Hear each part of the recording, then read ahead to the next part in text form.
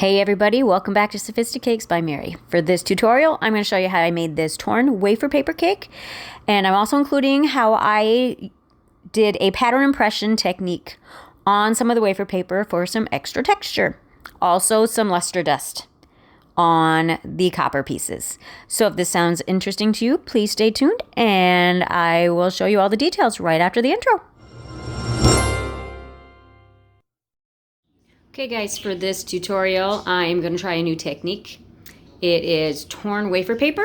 I have an inspiration photo of a tumbler of my coworker, Rebecca, who you will meet in a couple of weeks, who has this tumbler that has this beautiful, beautiful marbled, kind of ripped edge texture look to it. If I have a picture, I will insert that to show the inspiration for this cake. But I will show you the supplies that I have and what I'm going to use. I really don't have a complete game plan. I have an idea and we're going to wing it. We're going to see what happens. So first of all, I have some very poorly covered cake dummies in fondant. Now you can do this in regular cake also. Just I don't need all that cake in this house, and it's the same technique. So you just apply to a prepared all cake version, if that's what you're wanting to do. So I have those cake dummies. Then I have some sprinkles over there. I'm not sure if I'm going to use them because I'm not sure if I'm going to incorporate some texture or not other than just the torn paper part. I will figure it out as I go. And I have some already covered copper sheets that I had already colored. I have some practice pieces here.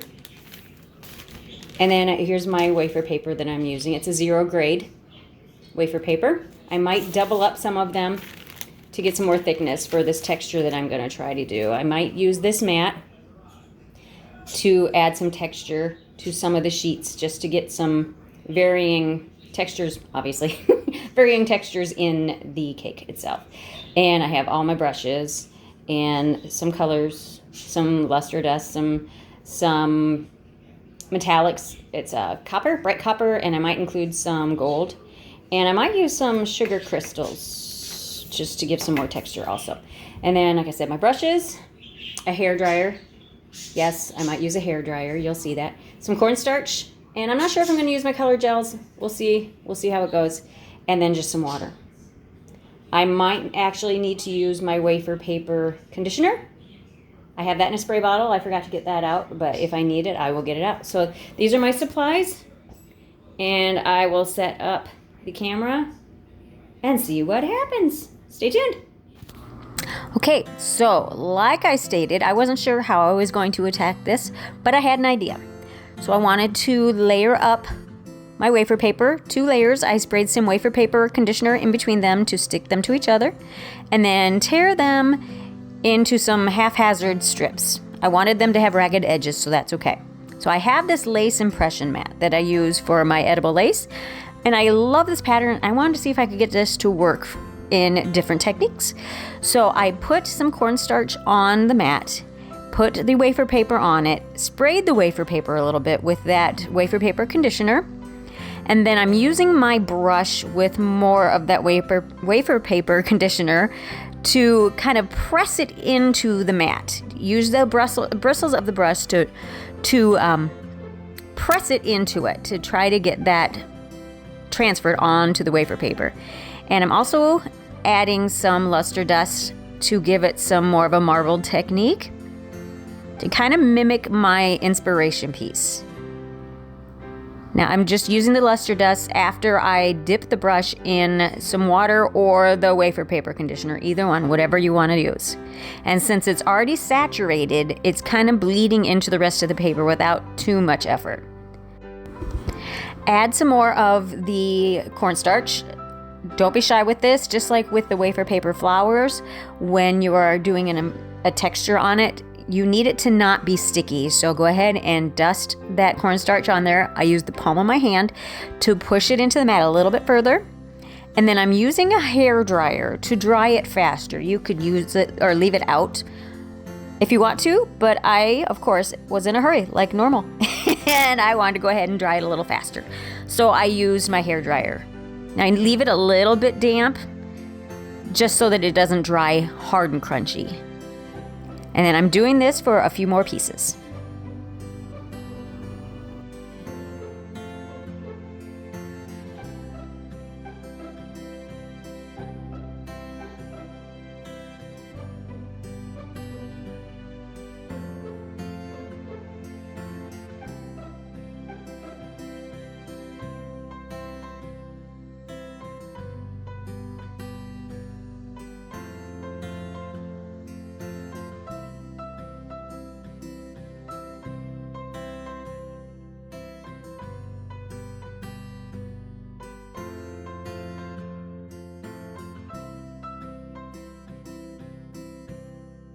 And this is how I added color to just the regular wafer paper.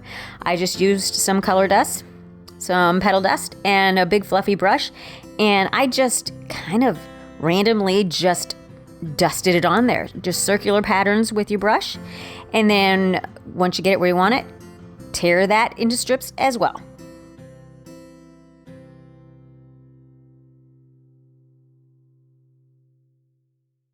I decided I wanted a little bit more color once I had torn the pieces and went back and put some more on. And then I'm using some of that bright copper petal or luster dust to add some to the tips of these pieces of ripped paper and throughout. And also on the textured pieces to try to bring out that pattern a little bit more.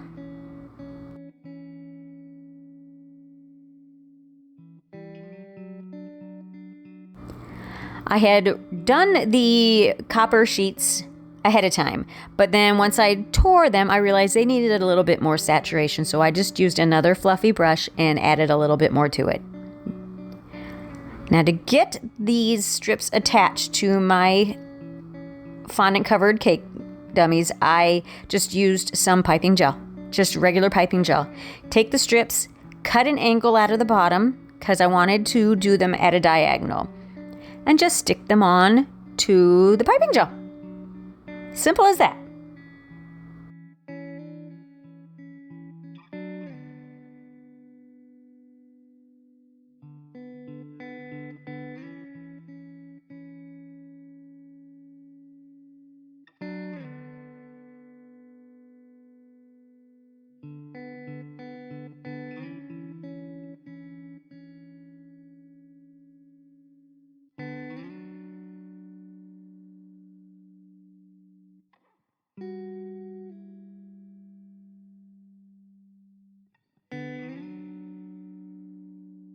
Now for my top tier, I wanted the diagonal to be the opposite direction, so that when you put the one tier on top of the other, they kind of come to a point in the middle, and that was where I wanted to put my flowers.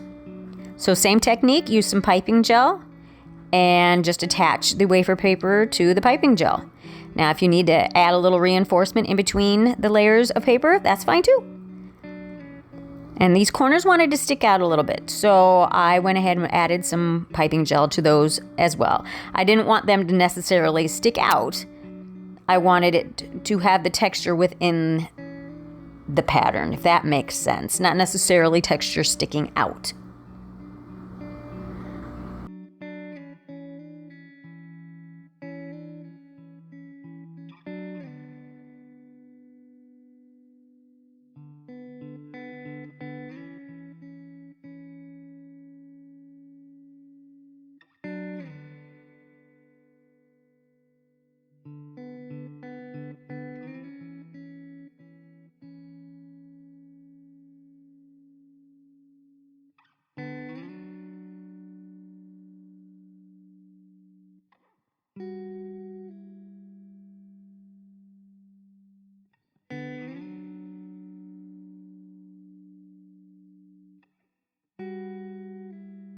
And once you get the pieces where you want them, go ahead and just rip the top edge off. You don't need all that sticking out, obviously.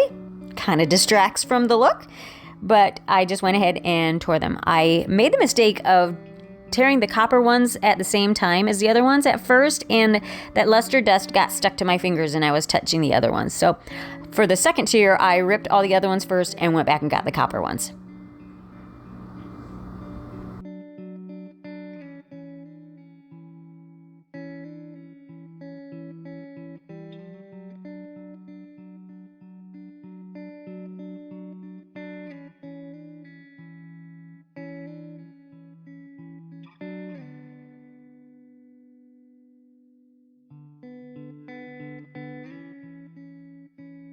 Now, if you were doing this with real cake, you of course would want to put your supports in between the tiers. But since this is a cake dummy, since again, I don't need that much cake in my house, you do everything exactly the same decoration-wise, you just don't have to add those supports. And I added some silk flowers, just for a little added interest. You don't have to. I think this cake makes a big enough statement by itself. But, you know, you can't go wrong with flowers, so I always like to add flowers. It's hard to stop myself.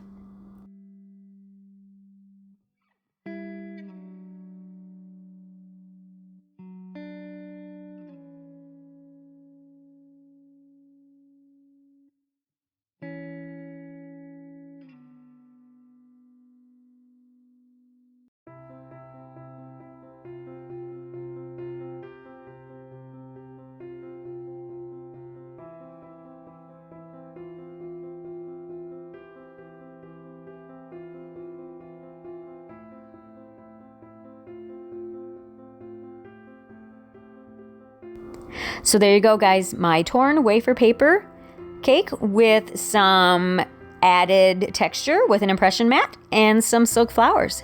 I hope you like what you saw. And if you did, please like, subscribe, share, do all the things. And we'll catch you next time. Thanks, guys. Bye.